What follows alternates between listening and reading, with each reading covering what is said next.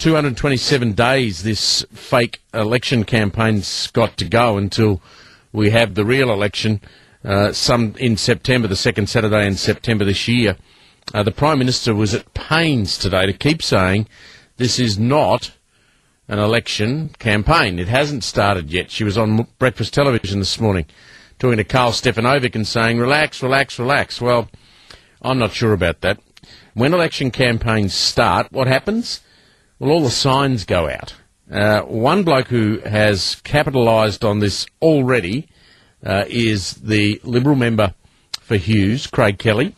And he was out there with his signs already today. He won the seat of Hughes in the 2010 election. He's on the line. Craig, am I praising you or criticising? What are you doing with those bloody signs, mate?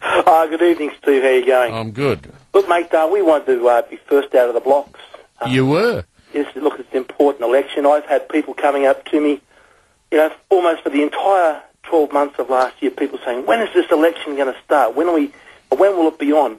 We want to vote this government out. So we thought since the Prime Minister's called it and she set a date, let's get out of the blocks fast and have the signs up and out on the major roads around the electorate this morning. That's exactly what we did. I notice you hold the seat by 5.2%. Given the state of the Federal Labor Party at the moment, that's reasonably comfortable, but you sound to me like a bloke who's never going to be too relaxed about that margin. That's right. Look, you can never take anything for granted. It's not only a matter of holding the seat. If we can hold it, that's great. We'd also like to try and increase the margin. It's also important to get votes for the Senate in our electorate as well. So every single vote counts in our area. It's a very diverse seat you've got. I mean, you go through some of the areas of your seat, Milperra, Moorebank, Warrenora Heights. You've got Barden Ridge. I mean, it's very diverse. It is. We've also got the Liverpool CBD. Yeah. Comes into Hughes. Now, in Liverpool, we have the largest number of refugees in the country.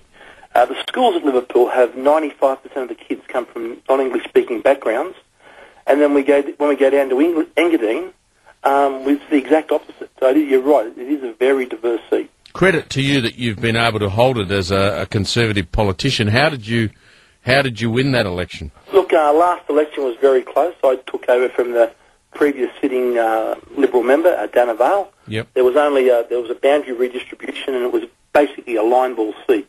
So we had close to a 5% swing last time. Labor threw everything but the kitchen sink at the seat last time, and they said it didn't even come close. So we're just hoping extending that 5%, this time and seeing how far we can get it out. As well as putting out signs, you must talk to people. What's the mood? I mean, we know the mood of Western Sydney. Everyone talks about those 8 Labor seats held under 5% that look like coming to the coalition.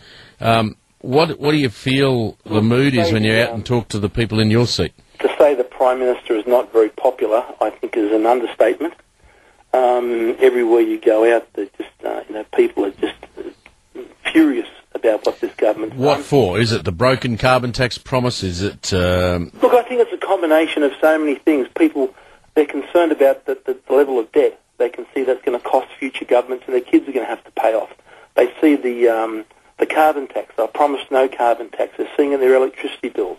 Then we had the promise about the budget being returned to surplus. They see that being broken. So they just seen the Labor government has made promise after promise which has been broken. I just think they've had enough and they want a change of government. Does the stain that state Labor has across it at the moment with the ICAC inquiry and as we know the dying days of state Labor was not a good look. Do you think that has a flow-on effect to the way people feel about Labor federally? It certainly won't help any of the Labor members, and I'm sure we'll see that by on their signs how small their Labor branding is. But this is a federal election, and will be fought on federal issues. And as you said, the carbon tax, increasing electricity prices, border security, they'll all be the major issues that this election is decided on.